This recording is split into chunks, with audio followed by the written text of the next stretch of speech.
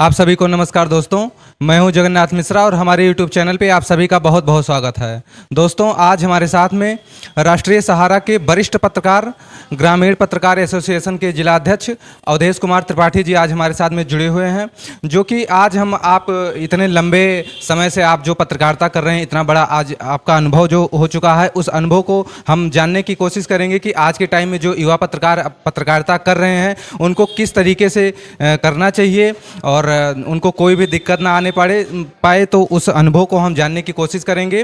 तो सबसे पहले हमारे साथ में सर जुड़े हुए हैं। हमारे चैनल पर आपका स्वागत है सर। बहुत बहुत धन्यवाद आपको और आपके चैनल को। हमारी शुभकामना है कि आपका चैनल आगे प्रगति करे और लोगों की आवाज़ को, जनता की आवाज़ को शासन प्रशासन तक पहुंचाए।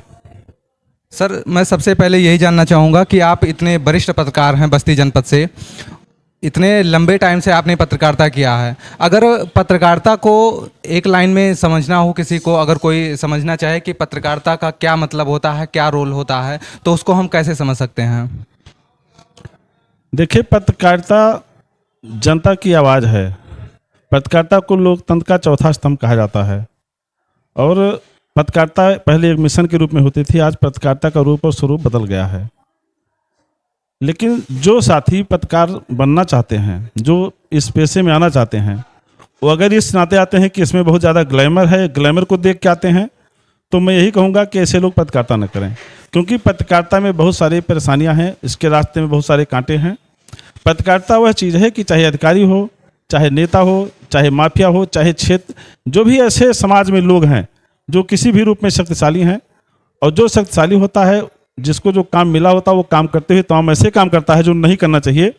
उन चीज़ों को आपको जनता के बीच में लाना होता है, उस चीज़ को आपको उजागर करना होता है। और जब आप किसी की कमी को उजागर करेंगे, जब आप कोई अधिकारी मान लीजिए कोई काम कर रहा है, उसमें कोई कमी रह गई है, उसको उजागर करेंगे। कोई ठेकेदार कोई काम कर रहा है, वो मानक के अनुरूप नहीं हो रहा है, उसको आप उजागर करेंगे, तो निश्चित रूप से वो आपके पीछे पड़ेगा और वो आपको पसंद नहीं आएगा। तो वहाँ पर आपको बहुत सारी परेशानियाँ झेलनी पड़ सकती हैं।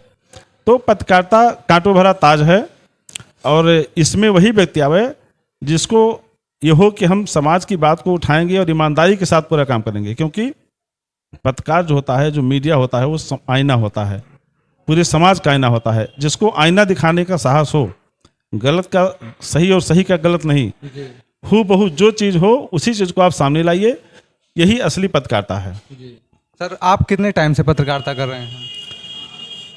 देखिए, हमारा जो राष्ट्रीय सहारा अखबार है, ये 15 अगस्त 1991 को शुरू हुआ दिल्ली से।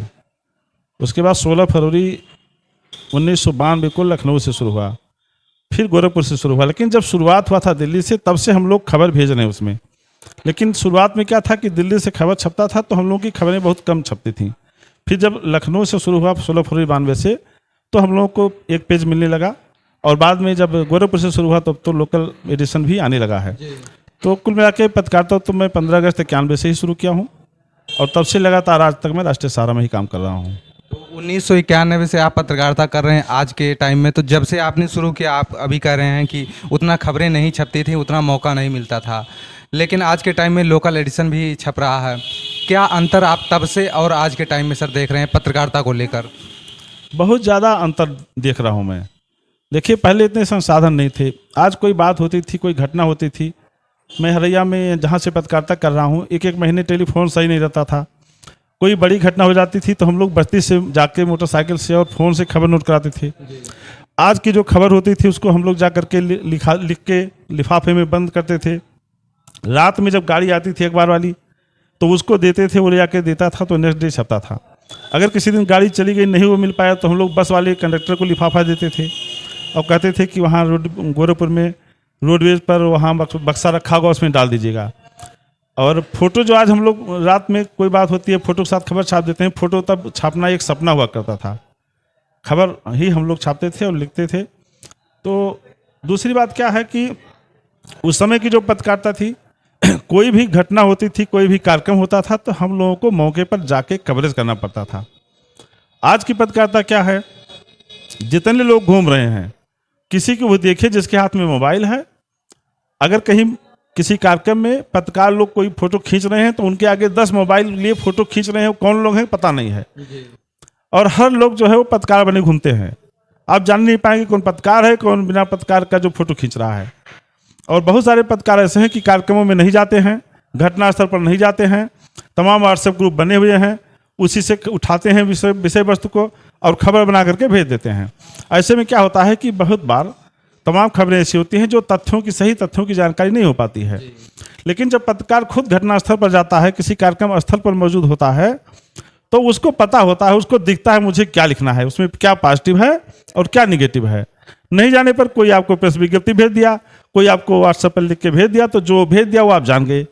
तो कई बार क्या होता है कि आप हंसी के पात्र बनते हैं, क्योंकि आप कुछ लिखते हैं और मौके पर मौजूद लोगों को जो मौजूद रहते हैं उनको कुछ और दिखता है, तो अगले दिन वो खबर पढ़ के ही कहते हैं साहब ये तो हुआ नहीं था, अखबार वाले ने ऐसा लिख दिया है। तो बहुत सारे और जो सोशल मीडिया आ गई है, पता चलता है कि कोई घटना हुई, कोई एक्सीडेंट हुआ, दिन भर सोशल मीडिया चल रहा है, लोग देख रहे हैं। अब उस चीज़ को रात में हमको खबर लिखना है, अगले दिन लोगों को पढ़ना है, तो उससे क्या अलग होना चाहिए? जो सोशल मीडिया दिन भर लोग देख रहे हैं, अगर वही चीज़ हम अखबार में लिखते हैं उसका कोई मतलब नहीं है। तो उसमें हमें उसके फॉलोअप टाइप का लिखना चाहिए कि ये घटना हुई तो क्यों हुई, इसका जिम्मेदार कौन था, क्या होता तो ये घटना नहीं होती, या इससे क्या नुकसान हुआ, क्या फ़ायदा हुआ, ये प्रशासन या शासन या और लोग उससे किस तरह से जिम्मेदार हैं, किस तरह से जुड़े हुए हैं, किसने अपनी भूमिका को निर्वहन नहीं किया जिससे घटना हो गई। ऐसी बहुत सारी चीज़ें हैं जो करनी चाहिए, लेकिन इसके लिए मौके पर जाना होगा। और आज मैं देख रहा हूँ कि आज के जो दौर है पत्रकारिता का, पत्रकारों ने घटनास्थल पर जा करके, मौके पर जा करके कवरेज करने का काम बंद कर दिया। खासकर मैं प्रिंट मीडिया की बात कर रहा हूँ, क्योंकि जो इलेक्ट्रॉनिक मीडिया है, जो यूट्यूब चैनल वाले हैं, इन लोगों को इसलिए जाना पड़ता है कि बाइट लेना रहता है तो मौके पर जाते हैं। लेकिन इलेक्ट्रॉनिक मीडिया में है कि व्हाट्सएप पर मिल गया और वहीं से बना दिए। तो ये बहुत सारे बदलाव इस तरह के देखने को मिले हैं। जैसे आज के टाइम में सर बात ये भी उठ रही है, आरोप भी कई बार पत्रकारों के ऊपर लगता है कि आज की पत्रकारिता पीत पत्रकारिता की तरफ ज़्यादा बढ़ रही है। तिल का ताड़ बना देना, कई बार फर्जी खबरें हो जाती है, अभी आपने इसकी जानकारी दिया, विवाद बढ़ जाता है, FIR की नौबत आ जाती है, पत्रकारों के ऊपर भी ऐसी परिस्थिति बन जाती है, कई बार पैसे लेने का आरोप लग जाता है। तो इस तरफ से हम लोग बढ़ रहे हैं पीत पत्रकारिता की तरफ, इस पर आप क्या कहेंगे? देखिए, मैं बताऊं आपको कि बहुत ऐसे लोग भी हैं जो पत्रकार नहीं हैं, उनको किसी मीडिया हाउस ने पत्रकार नहीं बनाया है, किसी चैनल ने पत्रकार नहीं बनाया है, लेकिन वो मोबाइल लिए घूमते हैं, कहते मैं पत्रकार हूँ, और ग्लैमर के नाम पर कि हम जाएंगे, लोगों को ब्लैकमेल करेंगे, लोगों को धमकाएंगे, इसके नाम पर पत्रकार बने घूमते हैं। ज़्यादा परेशानी उन लोगों से है। दूसरी बात क्या है कि पहले की जो पत्रकारिता थी, मैं अपनी बात बताऊँ कि जब हमने पत्रकारिता शुरू किया तो नगर पंचायत वाले विज्ञापन देते थे, तो मैं कहता था यार विज्ञापन क्या होता मैं नहीं जानता, इसको आप गोरखपुर भेजवा दीजिए। आज के डेट में हम लोगों से भी मीटिंग में कहा जाता है कि आपको इतने का विज्ञापन देना है। जब बताया जाता है कि जब आज़ादी के समय में, आज़ादी के पहले जो पत्रकारिता थी वो एक मिशन था, लोग एक मिशन को लेकर पत्रकारिता करते थे, उसमें उनको कुछ पैसा नहीं मिलता था, रुपया नहीं मिलता था, वो एक अपना मिशन लेके काम कर रहे थे। आज जो पत्रकारिता में लोग आ रहे हैं वो ग्लैमर के नाम पर आ रहे हैं, और इस नाते आ रहे हैं कि हम इससे पैसा कमाएंगे, हम गाड़ी घोड़ा खेल देंगे, हम रोजी रोजगार उसको समझ के आ रहे हैं। और जब आप छोटी जगह पर घूम रहे हैं तो आपको पैसा तो मिलेगा नहीं, या तो आपने जर्नलिस्ट का कोर्स किया हो, आपको किसी अच्छे मीडिया हाउस में कोई जॉब मिला हो तो वहाँ आपको सैलरी मिलेगी। जो लोकल स्तर पर, छोटी जगहों पर, तहसील पर, ब्लॉक पर जो भी पत्रकार हैं, उनको तो एक संवाद सूत्र के रूप में, संवाददाता के रूप में रखा जाता है कि आप अपना कोई भी काम जो कर रहे हो वो करिए और हमको अखबार को सूचना दे दीजिए, इससे आपका समाज में सम्मान रहेगा। लेकिन ऐसे लोग जब जुड़ जा रहे हैं जो पत्रकारिता को नहीं समझते हैं, जैसे देखिए हर चीज़ की योग्यता होती है। आज के डेट में किसी भी क्लास में एडमिशन लेने बच्चा जाता है तो उसका भी इंट्रेंस होता है। किसी भी परीक्षा में, किसी भी नौकरी के लिए आप जब जाते हैं तो वहाँ पर आपका परीक्षा होता है, विभिन्न तरह के टेस्ट होते हैं। लेकिन पत्रकारिता में जो छोटी जगहों पर, ब्लॉक और तहसील स्तर पर आज का जो ट्रेंड बढ़ा है कि जिसको भी देखिए उसी को पत्रकार बना दिया जाता है, उसकी न तो कोई इंटरव्यू होता है, न उसका कोई योग्यता का आकलन है, चाहे उसके खिलाफ मुकदमे दर्ज हो, चाहे वो आपराधिक प्रवृत्ति का हो, चाहे वो कोई नंबर 2 का काम करता हो। तो ऐसे लोगों को अगर आप पत्रकारिता में जोड़ देंगे तो निश्चित रूप से वो पत्रकारिता करेगा, क्योंकि अपनी आदत से कोई भी आदमी बाहर नहीं आ सकता। मुझे याद है जब हम लोग पत्रकारिता करते थे तो कहा जाता था कि अगर आपके पास कोई नंबर 2 का काम है, जिसको नंबर 2 समाज माना जाता है, आप कोटा चलाते हैं, आप तेल का क्या कहते हैं, अगर लाइसेंस ले रखे हैं तेल और बेचने का, आप अगर ठेकेदारी करते हैं, आप ऐसा कुछ काम करते हैं तो आपको पत्रकारिता नहीं करना है। वो तब उस समय किसको बनाते थे? स्कूल के टीचर को बनाते थे, किसी इंटर कॉलेज के प्रधानाचार्य को बनाते थे, या समाज का कोई अच्छा व्यक्ति होता था जो खाते पीते घर का था, समाज में जिसका सम्मान होता था उसको बना देते थे, और वो आदमी अपने सम्मान के हिसाब से सही चीज़ों को, जनता की बात को, जनता की आवाज़ को अखबार में भेजता था, वो आवाज़ को उठाता था और उससे उसका समाधान होता था, तो उसका भी सम्मान होता था। और एक चीज़ और है, पहले अखबार बहुत कम थे, लेकिन एक लाइन खबर अगर छपती थी तो उस पर एक्शन होता था। अधिकारी भी, संबंधित लोग भी पूछते थे, रे भाई क्यों आपने छाप दिया, क्या गुस्ताखी हो गई, क्या गलती हो गई। लेकिन आज इतने अखबार हैं कि कोई आदमी, कोई एक व्यक्ति शायद बता सकता है कि जिले से कितने अखबार छपते हैं, कितने अखबार निकलते हैं, कितने ट्यूब चैनल हैं। तो कोई ना अधिकारी सारे अखबारों को पढ़ पाता है, ना सारे चैनल को देख पाता है, ना पब्लिक ही देख पाती है। और सूचना विभाग का जो काम होता था कि जो अच्छी खबरें छपती थी उसको कटिंग करके जिलाधिकारी के पास भेजा जाता था, जिलाधिकारी के माध्यम से जांच होता था, कार्रवाई होती थी। वो सारी चीज़ें अब उस स्तर पर नहीं हो रही हैं। तो पत्रकारिता का रूप स्वरूप बहुत बदल गया है। और मैं तो यही कहूँगा कि अगर किसी को पत्रकारिता के लाइन में आना है तो उसको अपने चरित्र को अच्छा रखना होगा, उसका चरित्र अच्छा होना चाहिए, उसका सोच समाज के लिए होना चाहिए। हम ये होना चाहिए कि पत्रकार जो है वो समाज का आईना है, पत्रकार जनता की आवाज़ है। आप जनता की आवाज़ बन के अगर काम करेंगे तो कहीं से आपको न कोई पीड़ा होगी, न कोई परेशानी होगी। सर मैं ये आपसे जानना चाहूँगा, क्योंकि आपका इतना लंबा अनुभव रहा है लिखने का, तो आज के टाइम में जो खबरें लिखा जाता, जैसे बहुत सारे पत्रकार हैं जिनको खबरें लिखने का कोई आइडिया नहीं होता, पता नहीं रहता, तो खबर लिखते टाइम किन बातों का ध्यान देना चाहिए जिससे खबर एक अच्छी खबर बन सके? पहला ध्यान तो ये देना चाहिए कि जो खबर आप लिख रहे हैं, जिस विषय में भी लिख रहे हैं, उसको आप स्वयं मौके पर जा कर के देखिए।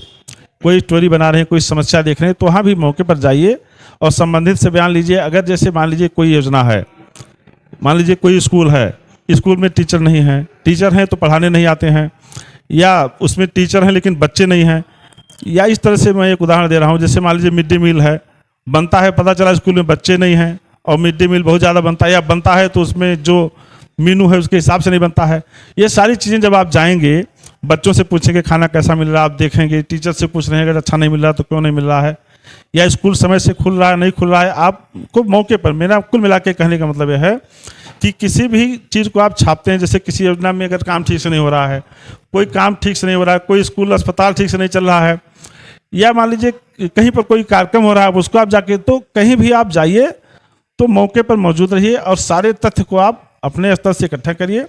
और सबसे बड़ी बात यह है कि जो हो रहा है वही आप दिखाइए, जो मौके पर आप दिखे। किसी के कहने पर अगर कोई चीज़ ऐसा आपको बयान वहाँ दे रहा है मौके पर जो आपको लगता है कि अतिशयोक्ति है, तो मैं नहीं समझता कि उसको हमें आगे बढ़ाना चाहिए। हमें भी दर्याप्त कर लेना चाहिए जो हम दिखाने जा रहे हैं, जो लिखने जा रहे हैं सही हो। और अगर उससे जुड़े हुए लोग हैं, 2-3 पक्ष हैं, मान लीजिए जैसे मैं उदाहरण दूं कि कोई सड़क बनी है तो ठेकेदार दोषी है, ठेकेदार दोषी है तो आप उससे इंजीनियर से पूछ सकते हैं कि साहब आपने इसको कैसे पास किया, उसका भी बयान ले सकते हैं। तो संबंधित पक्ष का बयान लेना चाहिए, क्योंकि 302 का भी मुलजिम हो तो उससे भी न्यायालय पूछता है कि आपको क्या कहना है अपनी सफाई में। बिना दोष सिद्ध हुए किसी को हम दोषी नहीं करार दे सकते। और पत्रकारिता में सबसे बड़ा प्रॉब्लम अगर कहीं है तो जब हम पार्टी बनने लगते हैं, जब हम किसी को आरोपी और किसी को सत्यवादी राजा हरिश्चंद्र घोषित करने लगते हैं, तो हमारा ये काम नहीं। हमारा ये काम है जो तथ्य आंकड़े हों, जो विषय वस्तु हो, उसको मूल स्वरूप में सामने रख दिया जाए। क्योंकि सर आज तो आप एक लाइन आज के टाइम में आप भी सुन रहे होंगे, मीडिया के ऊपर आरोप लगता है कि अब गोदी मीडिया हो गई है। देखिए मैं आपको बताऊं कि आरोप तो आज तो हर जगह भ्रष्टाचार है। इस युग में ये नहीं कहा जा सकता कि कोई भी व्यक्ति दूध से धुला हुआ, कोई समाज, चाहे कोई भी विभाग ले लीजिए, तो जो पत्रकार भी है उसी समाज से ही आता है, हमारे आपके घर के बीच का ही है। तो मैं इससे पूरी तरह इनकार नहीं कर सकता। जरूर कुछ लोग ऐसे होंगे, लेकिन अगर आप तुलना करेंगे और विभागों की तुलना करेंगे तो मैं इसको बहुत दावे के साथ कह सकता हूँ कि पत्रकारिता के क्षेत्र में आज भी बहुत ज़्यादा ईमानदारी है और सबसे कम भ्रष्टाचार है। हो सकता है कुछ लोग, मैं इससे इनकार नहीं कर सकता, कुछ लोग हैं जो ऐसा करते हैं, तो उसके पीछे कारण क्या है कि बड़े बड़े मीडिया घराने हैं और वो अखबार और चैनल इसलिए निकालते हैं कि उनके बहुत सारे व्यवसाय हैं। और मुझे लगता है कि वो अपने व्यवसाय को, उनका व्यवसाय कैसे चलता रहे, उस पर कोई आफत विपत ना आए, उसको कवच कुंतल का काम करे, इसलिए इस चैनल को अपने निकालते हैं, अपने मीडिया, अपने न्यूज़पेपर को निकालते हैं। तो कहीं ना कहीं, कभी ना कभी जो बड़े पत्रकार होते हैं उनके ऊपर ये दबाव होता है कि इस चीज़ से हमारा नुकसान होगा, मालिक का इस चीज़ से फ़ायदा होगा, इसलिए ऐसा करिए। तो ऐसा होता है। ऐसे में आप ये भी देखते हैं कि बहुत अच्छे अच्छे पत्रकार हैं जो मीडिया जो मालिक हैं मीडिया हाउस के, उनके दिशा निर्देश ज़्यादा मिलने लगते हैं, उनको लगता है कि हमारी पत्रकारिता मर रही है, तो छोड़ करके अपना चैनल भी बना रहे हैं। लेकिन है, मैं इसको इनकार पूरी तरह से नहीं कर सकता हूँ। हाँ, ये ज़रूर है कि पूरे समाज में जिस तरह से भ्रष्टाचार व्याप्त है, मीडिया में वो बहुत कम है। सर, आप इतने टाइम से देख रहे हैं, आप जिलाध्यक्ष हैं ग्रामीण पत्रकार एसोसिएशन के। पत्रकारिता में क्या बदलाव आप चाहते हैं या क्या मांग भी रखना चाहते हैं इस वीडियो के माध्यम से कि अभी इसमें सुधार की ज़रूरत है? आदरणीय राजेंद्र नाथ तिवारी जी हम लोगों के गुरु जी हैं, और इस समय जो डायरेक्टर हैं उसके जिला सहकारी बैंक के, वो हम लोग के कार्यक्रमों में अक्सर आते हैं और हमारे एसोसिएशन के संरक्षक भी हैं।